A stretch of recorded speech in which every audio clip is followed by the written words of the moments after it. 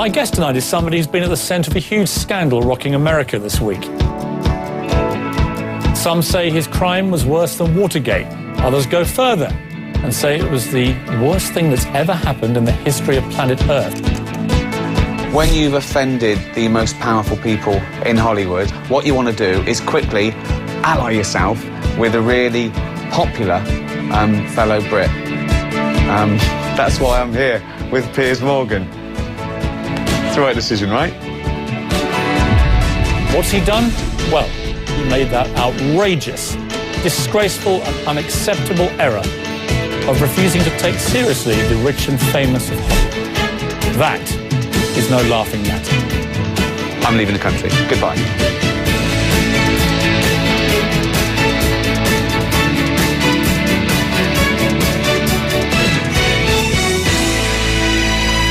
Favourite intro ever. You can take that smile off your face.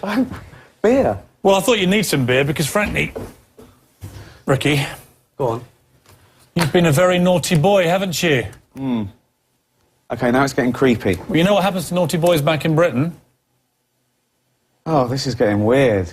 Larry King never did this. You know what happens to naughty boys, Ricky? They get taken into darkened rooms and they get a thoroughly good spanking. OK, I'm leaving. Oh, dear. Ricky Gervais, can I ask you, as a fellow Brit... Well, first of all, thank you, because until you came along, I was the most reviled Brit on TV in America, so you've comfortably exceeded all expectations. I always thought you'd be deported before me, but it's touch and go now, isn't it? How has this week been for you? How do you feel? Do you feel remotely remorseful? No. What have I done wrong? You've said these terrible things about these pampered prima donnas in Hollywood. Well, what did I say that was so bad? Would you want to remind you? Yeah. OK, yeah. Let's play a clip. Let's play what I think was the one nearest the knuckle. OK. Also not nominated, I Love You, Philip Morris, Jim Carrey and Ewan McGregor, two heterosexual actors pretending to be gay. So the complete opposite of some famous Scientologists, then. Now, obviously, I must have been the only one who didn't know what on earth you were talking about, or who you were talking about, Nor do obviously. Yeah, you wouldn't either. No idea. You were just throwing it out there. Yeah, exactly. So you just conveniently came up with that line. Yeah. Cheers. Cheers. I'm giving you the beer because we know how you perform after a few beers at the Globes. When you see the reaction of an audience, it's interesting watching your face as the audience begin to gasp and groan in horror. I would argue you seem to get a bit of kick out of that than you do out of a joke. I get as bigger kick out of it. I also know where these beats are coming. I know when they're going to laugh. I know when they're going to gasp. I know when they're going to groan. I know this is considered comedy. This isn't me going out there and saying the most outrageous things I could think of. I mean, if people are offended at the things I said at that ceremony, they should never come and see my stand-up. Well, I've seen your stand-up. Well, exactly. And I mean, that was a tea party compared to your stand-up. Of course, that was daytime television, you know, on network TV across America. And if your aim is to shock, you know, a Christian family in Idaho at 5 o'clock, then that's too easy. And my main aim isn't to shock people at all. What is your aim, then? I want to make people laugh. I want to do a good job, but on my terms, really. It's not a popularity contest with me. If someone said, "Oh, you could make that joke more palatable, more people would like you," I'd go, well, "That's not my joke, then." You know, I do this for me, really, and I think you've got to be true to yourself. Do you clear any of the material with anyone before you say it? What were you mean, officials? The Globes, for example? No. When they took me on, the first year they said, "Do you want to host the Globes?" I think it's because I'd done, you know, a couple of appearances at the Emmys and the Globes, and it was fun. And they said, "Would you like to host the Globes?" And I said, "Can I say what I want?" And they said yes. So the Hollywood Foreign Press Association, they have no warning of what's coming? No, not at all. And to be fair to them, the first year and the second year, they kept to that. They didn't want to see it. One of the leading figures from that organisation came out afterwards and was vaguely condemnatory. Thought you'd gone over the line a few times. But what was he meant to say, you know? If someone says to him, did he think you went over the top, he's got to be honest. And to his sensibilities, maybe I did, you know. He said to me beforehand he believes in freedom of speech. Also, you know, all he said was, I think if I remember, he said that those attacks weren't necessarily the thoughts of the... And they're not, you know. All he said was, I didn't see the script. It's nothing to do with me, which is fine, which is absolutely true. They didn't see the script. It was nothing to do with them. I'm sure my sense of humour isn't theirs, but they hired me for a job. And if they didn't want me, they shouldn't have hired me. Someone asked me, you know, what do you think, as a fellow Brit on TV in America, what do you think of what happened with Ricky? I said, well, it's a bit like inviting a hammerhead shark to dinner, and then when he eats all the guests, you start complaining. I mean, well, you kind of know what you're going to get. But that's one thing. But also, as I say, I don't think I did anything wrong. I honestly, you know, those were like jibes at these people, and I'm sure they've got a sense of humour. I'm sure Johnny Depp is one of the most successful, richest, most loved, most handsome people on the planet, and I'm sure he's got a sense of humour. If he hasn't, all those things are wasted. But I'm sure he has. Do you really think that he hasn't seen the press about The Tourist? Do you know? Do you really think he's hurt that I didn't like The Tourist? Well, I like your confidence. I mean, having interviewed lots of Hollywood stars before, I think your confidence that none of them would be offended is probably stretching it a bit. I mean, they can be delicate little flowers. Well, OK, well, if they are, I'm sorry for them being offended, but I'm not sorry for anything I said, because I'm not going to apologise for being true to myself. And no one has the right not to be offended. And don't forget, just because you're offended, it doesn't mean you're in the right. A lot of people are offended by mixed marriage. It doesn't mean they're right, you know? And are there any limits for you in comedy? There's nothing you shouldn't joke about. It depends what the joke is. Comedy comes from a good or a bad place. And I like to think that mine comes from a good place. You know, when you see my stand-up, on the face of it, I'm looking at taboo subjects, but they're to get me to a position. They're to get the audience to a place they haven't been before. I think a comedian's job isn't just to make people laugh. I think it's to make people think. So you take the art of comedy pretty seriously? Well, I do, because I think with comedy you should have no prejudices. I think as soon as you have prejudices, it falls down comedically. Comedy is an intellectual pursuit.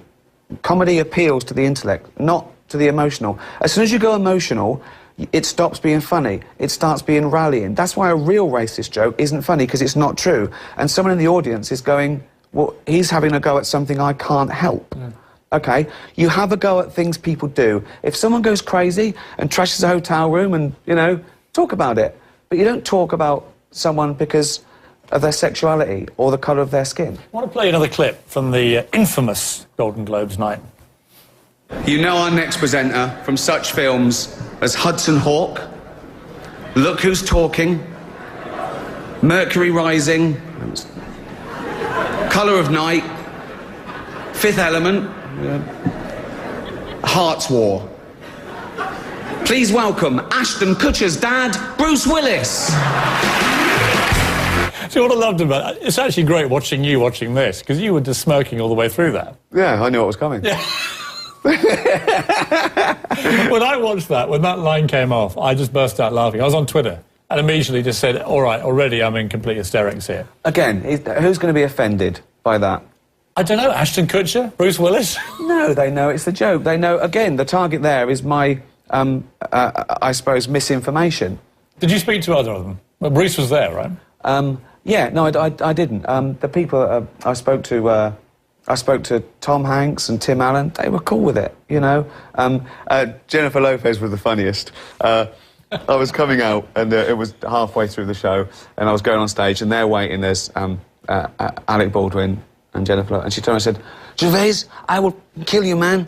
What are you going to... I said, it's fine. She went, oh, man, what... She goes, you're not going to have a go at me? I said, well, of course I'm going to have a go at you. I'm not going to have a go at him. Look at the size of him, right? I said, I've got to have a go at someone, and pick the big man or the woman, I'm going to have a go at the woman. She went, you had a go at men out there? I said, no, Johnny Depp, he's pretty. He's not like... He's a lady. So, and she went, oh, man, I'm going to kill you. And I went out there, I did the thing, which was Jenny from the block, if the block in question is the one on Rodeo Drive. But, yeah. And as she came around the corner, she went, OK. She was OK. Again, this is it. Half the time you hear these people, they were offended. They weren't. This is the thing with things like so immediate. You know, you on Twitter. Now, Twitter is like evolution amongst bacteria. It's so much faster.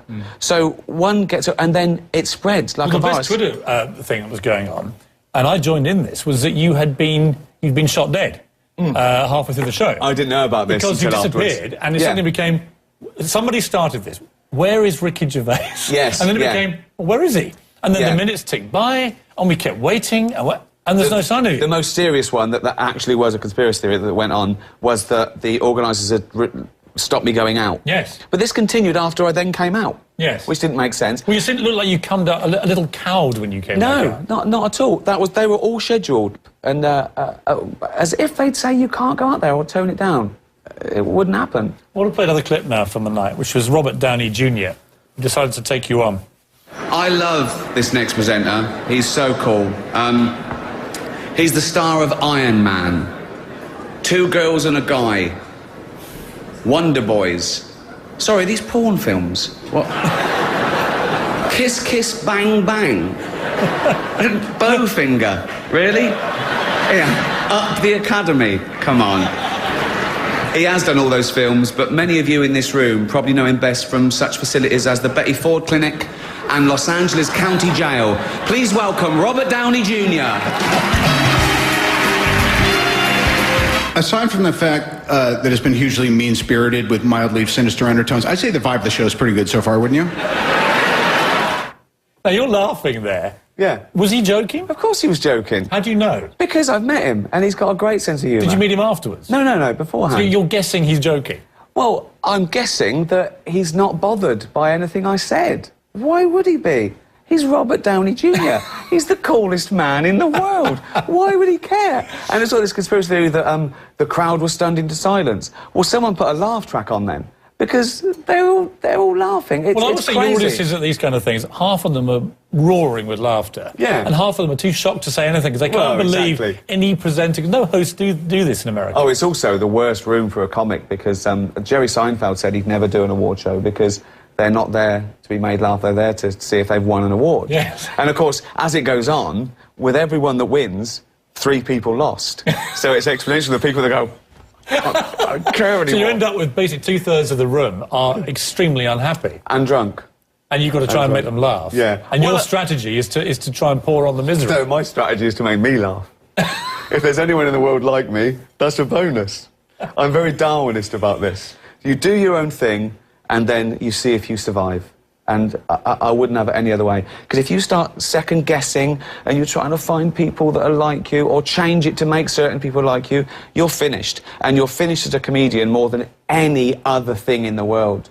You know, it's not my job to worry about what people think of me. That's a job for a politician, OK? I don't care what people think of me. I care that I've done a good job, and I care that I told the truth. That's all I care about. If it's funny, what a great bonus that is. When we come back, I'm going to ask you about what I think was the most contentious part of your speech at the Globes. OK. Sure, in his mind, it was all in good fun, and it was, but there were some awkward, you know, in the room, being in the room, it was like,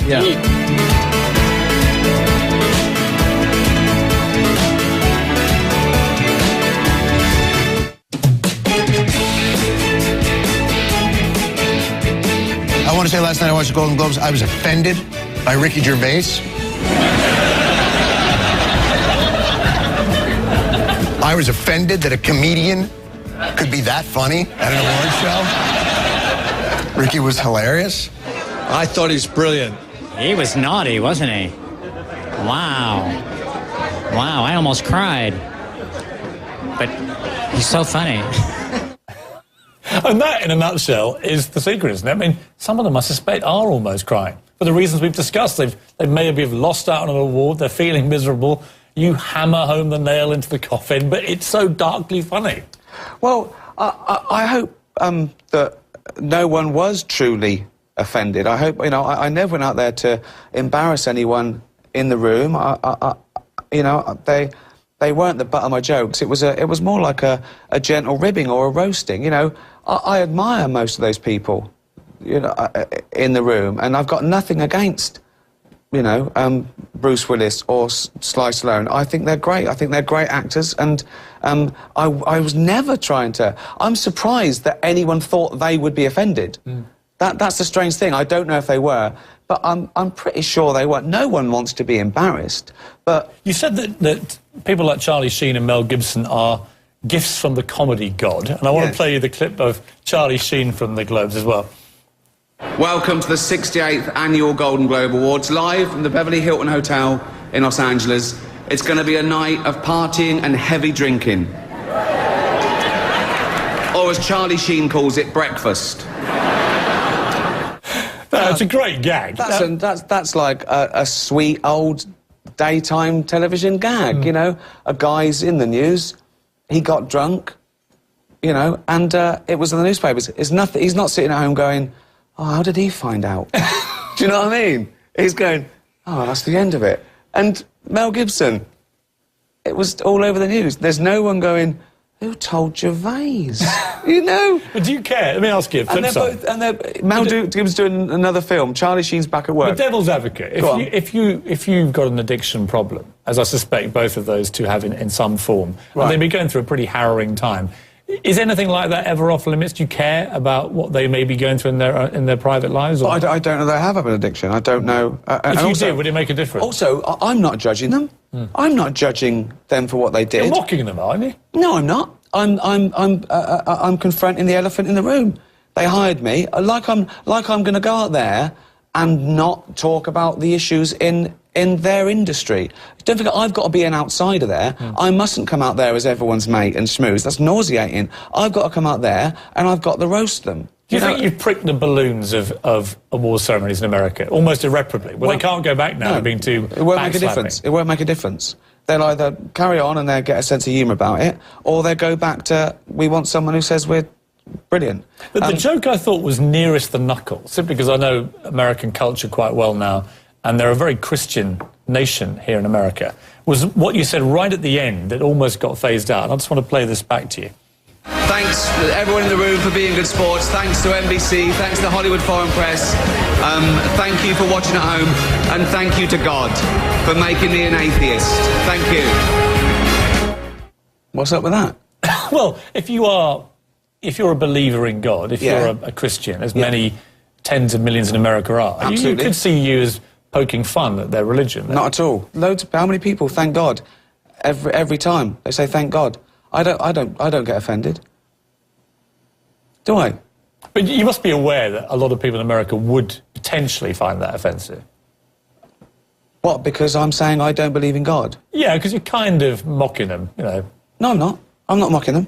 People's beliefs aren't my concern at all. I certainly don't differentiate between religions either. I look at all religions the same. Unlike religious people, I look at all religions equally.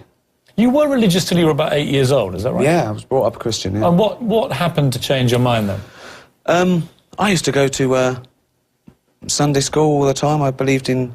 We got to realise that when you're a working-class kid, I came from a very poor working-class background. My dad was a labourer, my mum was a housewife. I lived in a poor estate, over here, like the projects. Right? And to a working-class mum who... her hope isn't that you become a doctor or a lawyer or an international comedian. It's that you don't die in a barroom fight. And they think the best way to do that is to take on Christian values, which preach immorality, but they haven't got the monopoly on good. This is my point. I'm not a Christian, but I live my life in a good way. And some people say, well, who says what's good is? Well, do you know what? I do. I'm good to people because it's the way I want to be treated. And I don't believe I'll be rewarded in heaven, but I do believe... What do you think will happen to you? I'll be rewarded now. But when you die, what do you think happens? People who liked me or remember me. Are you a spiritual person, do you think? Well, not in that sense. But I get a funny feeling when I see a friend or a mountain or an animal. It fills me with joy. My first love is science and nature, but it's explainable. And just because I don't think that I'm going to go to heaven, I don't think my life's worthless. I don't think... It's not really that. I always think with atheists, because I do believe, and I was brought up a Catholic and remain so. Sure. But, you know, I think everyone's entitled to their own beliefs, absolutely, whatever they may be. The problem for atheists, it must be so doom and gloom. when you get to like 70, 80 to think, well, hang on, that's it. Oh, of course. That's the end of everything. That's right, yeah. So you must fear death 10 times more than Christians, don't you? Why? I don't believe there's anything after. Because it's the end. But you're saying you believe because the alternative is too terrible. That's not why I believe, but certainly it's a very comforting thought to think that I don't think it all ends in the box under the ground. But I can't help what I believe, any more than you can. And it's up to you what you believe in. You know, and this thing about not believing in God, there are 2,780-odd gods, and so if you're a Christian, you believe in one of them, and you don't believe in all the others. So I'm going to come back in the next part with what I can only describe as truly horrifying photographs of you.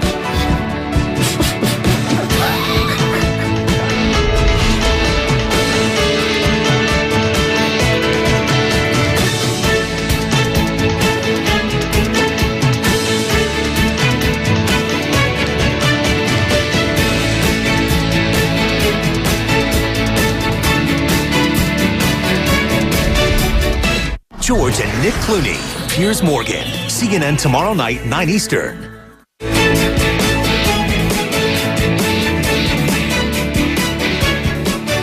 Last year, Time magazine listed you under the 100 most influential people as an artist.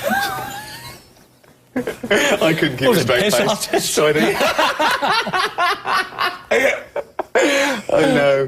I know. They couldn't find any more. When you see lists like that, you must laugh, don't you? I love it. I complained. I said, why is Nelson Mandela above me? I said he did nothing for 25 years. You like to quote Oprah. You said, if you don't know who you are by the time you're famous, it'll define you. No, did you? I like to quote Oprah. I go round at parties. Apparently you've quoted Oprah. I've used that one, yeah. You did quote Oprah? That was fascinating. It was very interesting because... you know, you do want to keep a sane head. It's very, very important as a, whatever you call me, comedian, satirist, maker of programmes, because I love the minutiae of human behaviour. I love that. I did it at the office, extras, and I like excruciating social faux pas. Nothing gets you there like that. It's fundamental to us. You know, no one wants...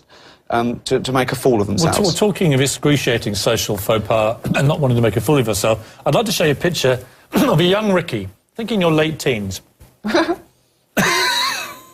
Yeah. Anything you want to say? Yeah, eat your heart out, Johnny Depp. I mean, you're a good-looking lad, but it's pretty camp, isn't it? It's much more than camp. But it was the 80s. That's my Things excuse. actually got worse, because I can now take you to your band, your pop band, called Shona Dancing, which was a kind of weird variant of Wham. I mean, what are you trying to be there? It's like, yes, you look like Jude Law there. I'm trying to be David Sylvian from Japan. I'm trying to be David Bowie. In a Spandau. Yeah, of course. Your romantic kind of look. Yeah, I tell you, we were sitting outside on a wall eating some fish and chips, me and Bill, the other guy in the van. And so it's 1983, it's on a Saturday, and we're dressed like that, OK? This police van came along and just slowed down. It was like the football was on, and they looked out, and this one policeman said, "You look like a couple of prats," right? And drove off. And Bill looked at me and said, "Is that an offence?" Of course, now I've got to the age when I see people like that, I want to wind the window and say, "You look like a couple of brats." Now, what's funny, you've gone from this svelte-like, angelic creature here, and I want to show you a picture of you taken last week, which you did, which Again, Ellen gave you explain. these. You need to explain this one, I can explain everything. I want to do this show every day, so I can come on and go, "Let me explain." This is great. This is amazing. Right. OK, so the first time I did Ellen, she gave me some underwear. I think she gives it to all her guests, Ellen underwear. And I went, "Thanks very much." And the second time I did it, I said, "Oh, thanks for the underwear." Right? And she went, "Are you wearing it now?" I said, "No, I'm not wearing it now." I went, "Oh, I think I'm wearing my Elmo pants." Right? My girlfriend, I did Sesame Street, and the highlight of my career was meeting Elmo. I love the little guy. And I showed her them. So this time I went on, she showed a picture of those. She went, "I've got you some better ones." And she showed me these and said, "Will you wear them for the Golden Globes?" So I did. But you actually posted that on your own blog. And the reason you did that is clearly because you think you're a bit of a looker there, don't you? You're proud of yourself. I know, and that's got about 3 or 4 socks down there. You still can't tell, can you? But you used to be, when The Office came out, the great thing about you was you were just chunky, chubby Ricky.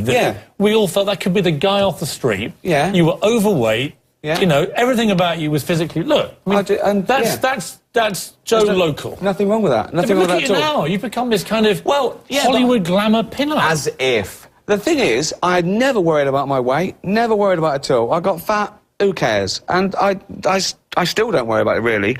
But, this is the thing, I got fatter and fatter from the age of about 29 when I got my first job. That's...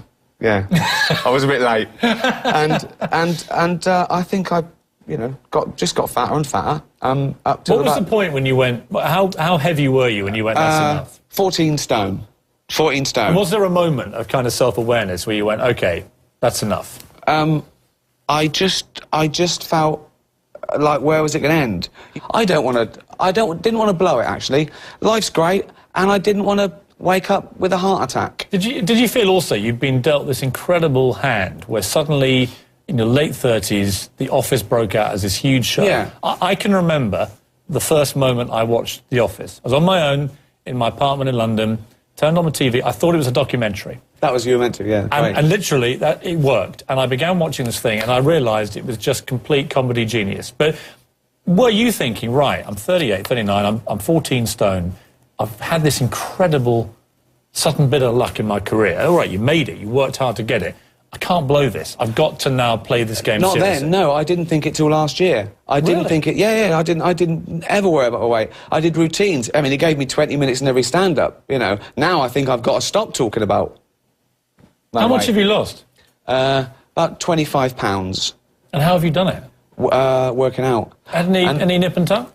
Oh, Jesus, no, of course not. Teeth whitened? No, nothing. They're not quite gleaming? Nothing. No? I had those things put on. No, the things you buy, I got from a luxury lounge. Yeah, I got from a...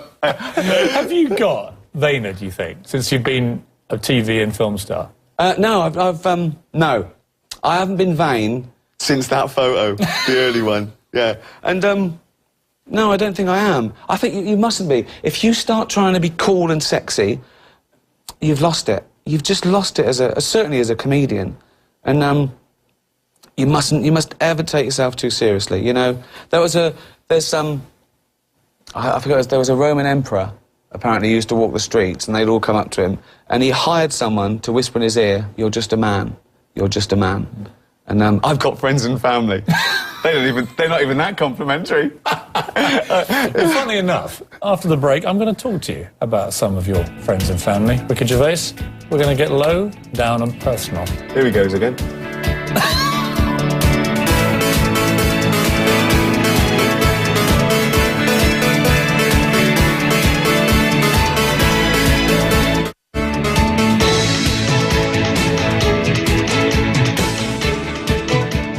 One of the many surprising things about you, I think, is that you've managed, throughout this extraordinary explosion of fame and fortune, to keep the same woman. Yeah. Jane, who's been in your life since you were at university, 25 years. And it's so funny, because when The Office broke, and I was sitting at home with my first 2 BAFTAs, you know, and just having a glass of wine, and I went, and don't forget, I'm 40 now, and I said, why didn't I do this before? And she went, because you wouldn't have been any good. And it's so true. You've got to have life experiences. You've got to do something. You've got to have the struggle. And I fell into this, you know. I worked in an office for 7 years. That's why I like to think the attention to detail in The Office was good. It had to be real. And it was absolutely essential to the show that people thought it was a documentary. And it was also essential to the characters that they were acting up to the camera. Without it being a fake documentary, it was quite a boring sitcom. But as soon as you add that element of their being watched, so David Brent wants to become famous, which is I've always been fascinated with. I've always been fascinated with fame. I feared it. Do you like being famous? No, I'm getting better with it. But it's, one, I'm a very private person. You know, I've always been a private person. It's just, I've never really wanted to put my mark on a wall as such. Certainly not for the sake of it. I've never wanted to be famous for the sake of it. I knew that was tragic. So I thought, well, OK, you might be famous. If you're a successful comedian, you're a famous one. It's an upshot of what you do. It's not the driving force, but, you know. And I feared that. And I feared being lumped in with those people that will do anything to become famous. Those people that live their lives like an open wound, going, look at me, look at me. I didn't want it, you know. And so I thought, OK, I was ready for it. I was worried a little bit about press intrusion, but I've got better with that, because I also realise now that sort of people ask for it. But this week, for example, in America, it's gone crazy. I don't like it. And you've had, presumably, the paparazzi everywhere. Yeah, but I don't like that, because it makes Because you I can tell, I was expecting you, to be honest, to come in and be quite frivolous about what has been going, the furore. And actually, you took it quite seriously, I could tell. Well, the reason it's OK is because I'm not ashamed of anything I did. You know, I got attention for something that I'm not ashamed of. But it looks to me like it's not that it's rattled you a bit, but the attention it's attracted. Well, because I know these things spin out of order. I know how, rumours start, and I think once you're trending on Twitter or everyone's writing about you, they have to come up with a new angle, so they have to push it. And does part of you, being like, I guess all comedians, are slightly insecure, always are, because you're always chasing a laugh? I don't think I am insecure. Not at all? No, but does part of you fear that... I demand the truth.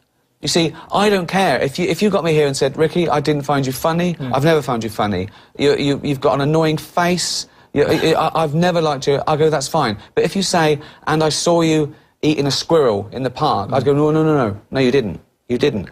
Everyone is entitled to their opinion, but they can't have their own facts. So it was all the rumours spilling out of the Globes that you've been hauled off air and all that kind of thing? And it's not that bad, it's just not true. You know, it's nothing bad. If they say terrible things, that's when, I'd go, no. But there's so much misinformation out there. It doesn't, even misinformation that's good, I think, they've got that wrong.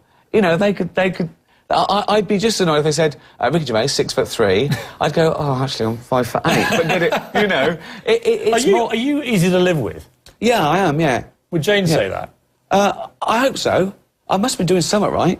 Well, but it's extraordinary. This day and age, to be honest, 1 in 3 marriages ends in divorce. You're not married. I know, but you've been together 25 years. Yeah, we are married. We're just not married in the eyes of God, we share everything.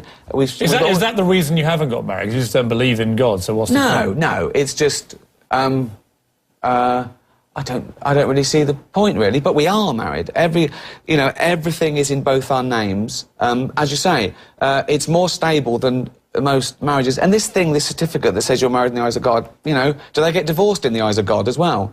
He doesn't come to the divorce, does he? So it means it doesn't mean anything. It doesn't mean anything to say, I promise. We have promised. We're together. We're together for 30 years, and everything's equal. I just don't need that. I don't need that confirmation, really. Do you think you'll ever have kids, or is that no? We made. Is that a deliberate, conscious decision? Yeah. Why? Yeah.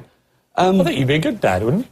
I love kids. I love all my, sisters and brothers' kids, and I play with them all day, and they say, right, I go, there's yours now. I'm off to the pub. Yeah. Well, the burden of proof is on you. Do you feel lucky to have someone like Jane, though? Of course. In a business that is so raddled with... Of course. Bad behaviour, cheating and all the rest of it. But I like to take some of the credit, 50% of it, you've got to try hard. What's been the secret?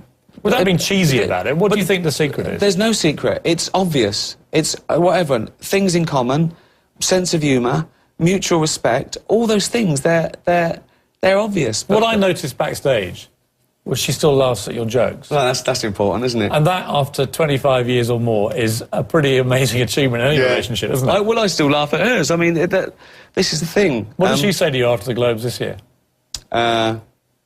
She said, I've got the fast car, here's your disguise, and I've got 2 tickets to Cuba. I said, they can't fly to Cuba, we're in America. We're going to have to go to Europe and then on to Cuba. When we come back, I want to talk to you about the American office and the rumours that you may be going into the American office, and also about your parents. Sure.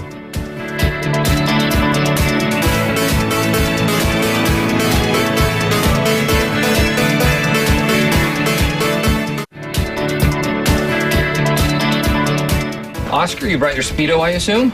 I don't wear a Speedo, Michael. Well, you can't swim in leather pants. I'm just yanking your chain. So, Ricky, the other hot story about you raging across the internet tonight is that you are apparently going back into the American version of The Office. I'm not going back, but in for the first time as a guest. Is that true? It is true, but it was meant to be a secret one. So I read today that the producers released it. But it's it's a little pop-up. What's the part you play? I just bump into Steve Carell, but it's just a little thing that I did for Steve because he's going. So did he feel weird when you created this whole brand? Yeah, I nearly forgot how to do it. I nearly forgot how to do David Brent. Then I realised. So you play David Brent? Yeah, you just act like an idiot. It's easy. It's so much fun. I've never had as much fun playing a character as David Brent because everything he does is so desperate that it's instantly funny. This man who so desperately wants to be loved, and he mistook sort of respect for popularity, which is sort of my point about fame. So many people make that mistake, So yeah. When you first saw Steve Carell playing his version, did you feel like I did? Oh, what a relief!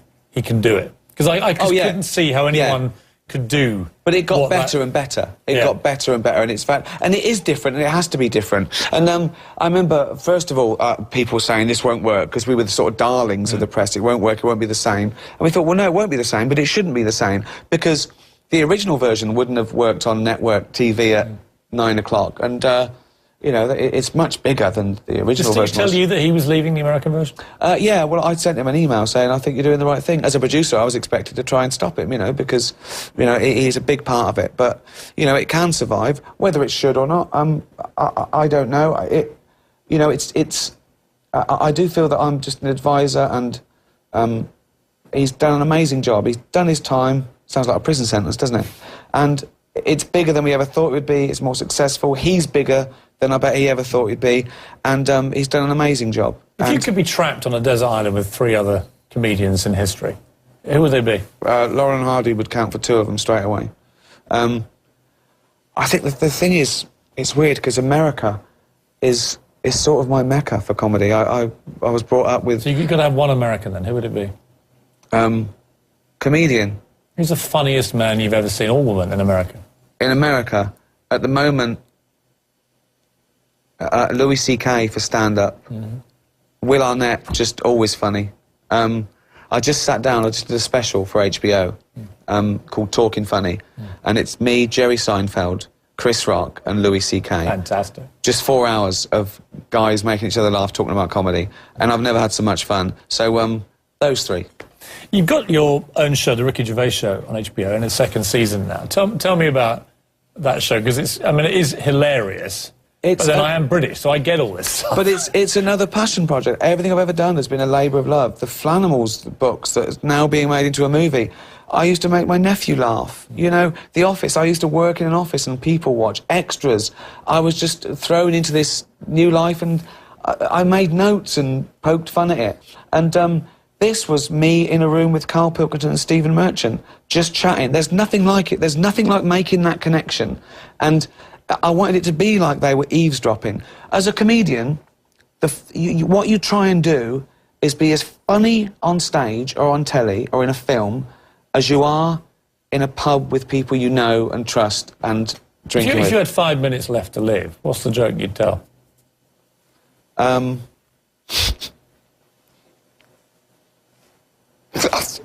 There's 4 jokes I just realised I can't tell. It's mad, isn't it? I'll tell you what. I'm going to give you time to think about this, and we'll come back after the break.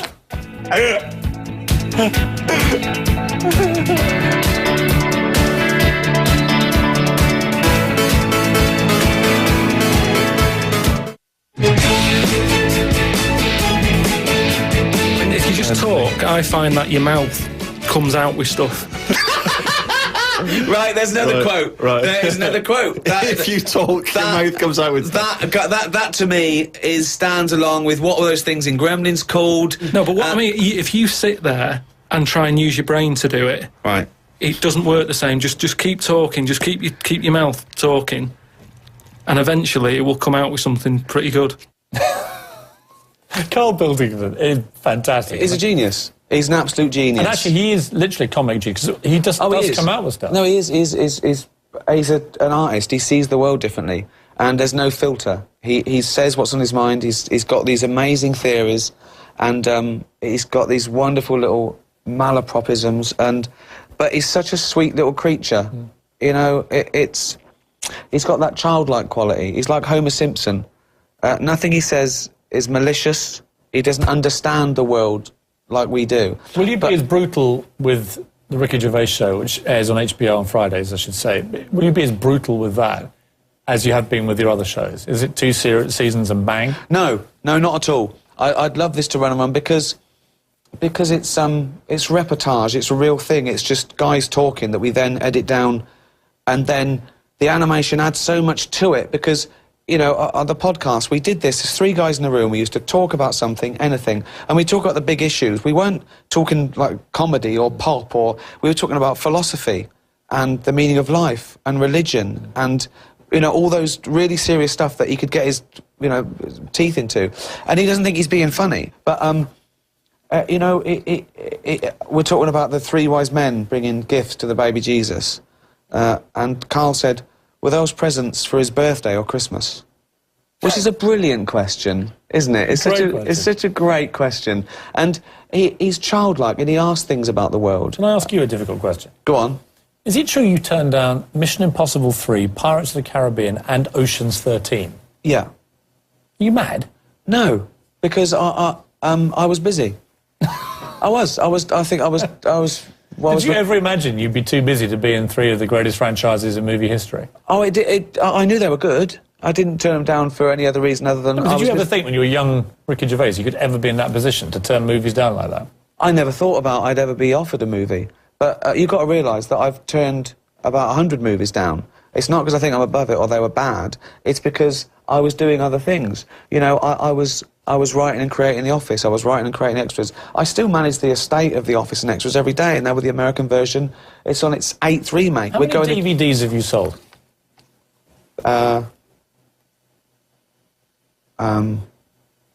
Probably about 7 or 8 million. So how rich are you? Oh, come on. You know Simon Cowell. I do. Yeah. Are you richer than him? No.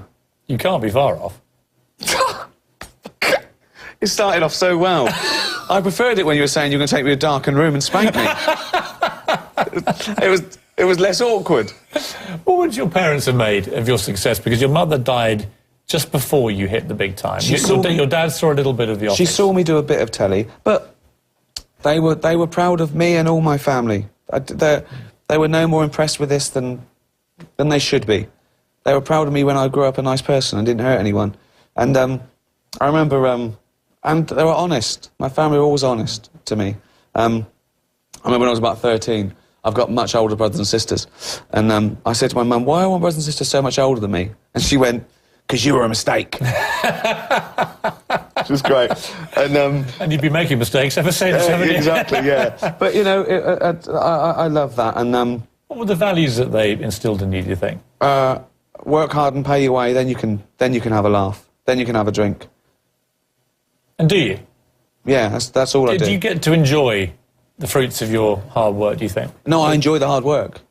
That's what I enjoy. I enjoy this. I wake up and it's a privilege that I can have an idea. Nothing gives me an adrenaline rush like an idea. What a privilege that I can have an idea and start working on that.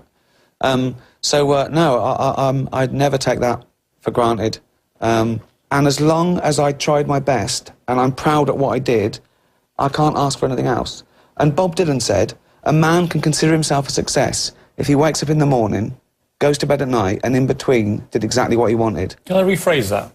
I think a man's a success when he wakes up in the morning, pricks a few Hollywood ego balloons in the afternoon, and goes home and has a pint.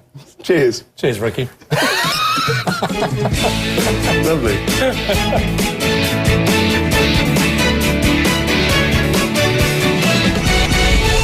Tomorrow night, George Clooney opens up about everything from his fight to save Sudan to his family values and the malaria that he recently contracted. What do your parents mean to you? What values do you think they instilled in you as a young George? My father taught me never to mix grain and grape at a very young age. Very important. And I can't tell you how important that's been over the years. And now we're going to go to AC360 with my colleague Anderson Cooper. Anderson, have you ever had malaria? I actually have had malaria. I was hospitalized in Kenya when I was a teenager. It's no joke. Is he doing okay? Yeah, I mean, during the interview, he said he was feeling pretty rough on medication, but he seems to have made a recovery. Now, what I found quite interesting, and I'm sure you would second this, is, of course, if people got what he's just got, many millions of people have died. Yeah, and, it's a killer. You know, that's where we really have to focus attention, I think. Yeah, I mean, it's something which has been plaguing, people have been trying to find a cure for it for a long, long time. It's unbelievable how many people die of it every year. Piers, I love the interview also with Ricky Gervais tonight. I'm actually going to see you in a little while. We're going to talk to you later in the program about Ricky Gervais, what he said tonight, how he defended himself about the Golden Globes. I don't know if I told you this, or if your producers told you. We're actually going to be joined by Joan Rivers.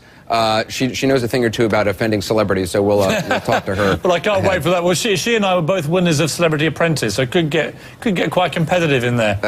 All right. Piers, thanks. Take care.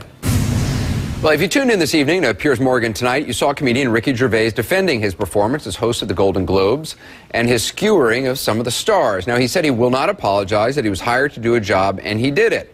The interview tonight with Gervais was really interesting. I hope you saw it. We wanted to talk with Piers about it, and Joan Rivers. She has a new reality show on We, Joan and Melissa, Joan Knows Best, which debuts Tuesday at 9 p.m. Eastern.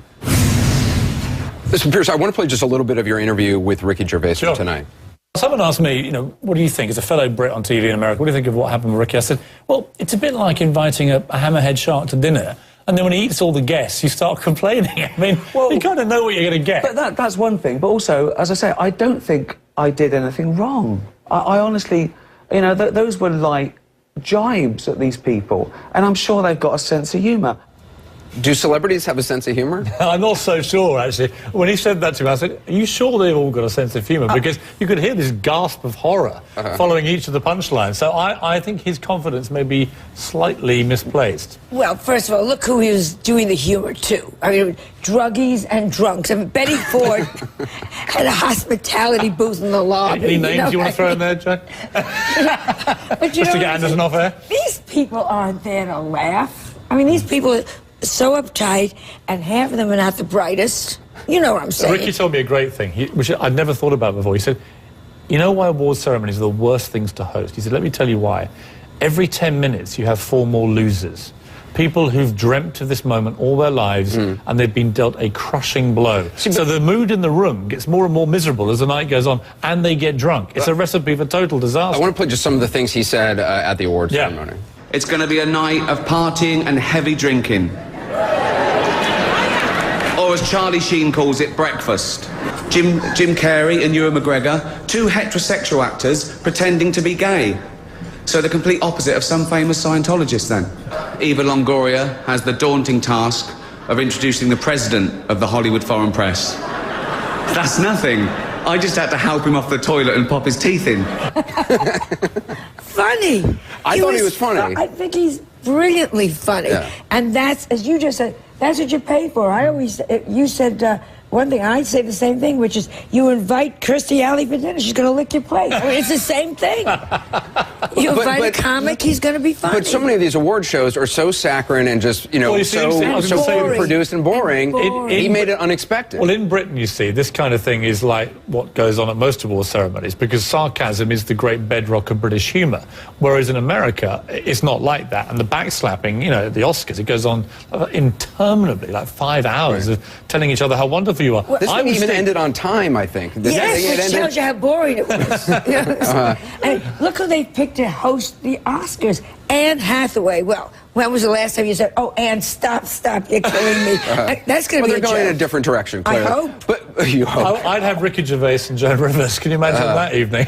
But it's interesting, Ricky Gervais never apologized. I saw his stand-up, his HBO show, just the other day on TV, and one of the things he says is he never apologizes for anything. Do you ever apologize? You shouldn't. I just had this big thing with Sarah Palin. Right. You're right. You said something, and you said that Fox News had canceled you from the morning show. She's criticizing my job. At least I don't quit in the middle of a joke. You know. I mean, you used to do a lot of red carpet stuff and make fun of celebrities to their faces and say really tough stuff. And the smart ones get it's a joke, Anderson. They're in on it, and they can laugh. Because that's the thing, celebrities don't really like to laugh themselves No, but there was a great some of the really smart ones do, and there was the ones... Was it Chris North, I think, wasn't it, the Sex and the City guy, when they ripped into the Sex and the City 2 about the airbrushing, right. and it cut to him and he laughed, and I immediately thought, what a great guy. Right. He can laugh at that, even though it's his friends they're talking about. And if every other celebrity watched that, they'd realise their own brand is enhanced if they share the joke, and it's diminished if they don't share the joke. And I love it when you're on the carpet. Julia Roberts once said to me, say it to my face. You know how cute that is? Did you? Yes. What did you say? I don't like the dress.